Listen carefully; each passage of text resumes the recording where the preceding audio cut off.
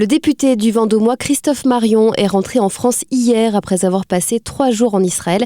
Tu en as parlé avec lui, Bastien. Au centre de ce déplacement, la question des otages. Christophe Marion est d'ailleurs très engagé sur ce sujet. Il nous explique pourquoi. Rien ne peut justifier qu'on prenne des innocents, des civils en otage.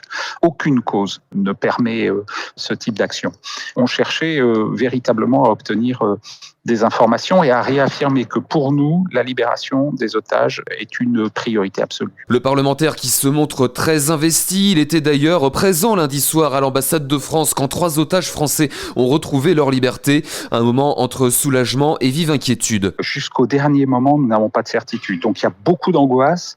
Beaucoup de joie lorsqu'on sait que l'ambulance a réussi à sortir de la bande de Gaza et pénètre sur le territoire israélien. C'est un grand soulagement, mais en même temps, on ne peut pas être complètement réjoui de voir des otages libérés lorsqu'on sait qu'il y a encore des familles qui sont aujourd'hui dans l'attente et qui sont dans une détresse la plus profonde possible. Le député est également venu avec beaucoup de questions concernant le sort des autres détenus et très peu d'informations filtrent. Christophe Marion. On ne sait pas où ils sont, même si évidemment il y a des informations.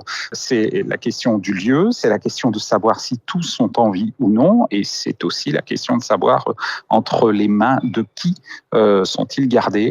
Et c'est un sujet d'une très grande complexité. Le parlementaire a également rencontré à Tel Aviv des familles d'otages israéliens.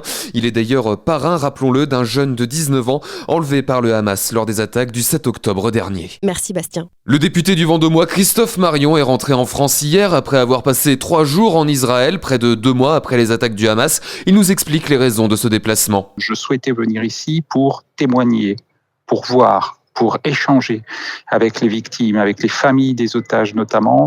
C'est mieux comprendre à la fois les attaques du 7 octobre, mais aussi l'état d'esprit des Israéliens. Après, c'est de chercher à comprendre quelle perspective de paix, vers quoi on va se diriger pour remettre sur pied un processus de paix et pour essayer de remettre de l'équilibre dans cette partie du monde. On sent que ça vous a marqué. Vous ne retournez pas en France après un voyage pareil de la même manière que lorsque vous êtes rentré en Israël. Je suis profondément bouleversé par ce que j'ai vu, par les gens que j'ai rencontrés. Je crois qu'il y aura un avant et un après. Vous savez, c'est un peuple qui a connu la Shoah. Ces Israéliens ont l'impression d'avoir revécu une nouvelle Shoah.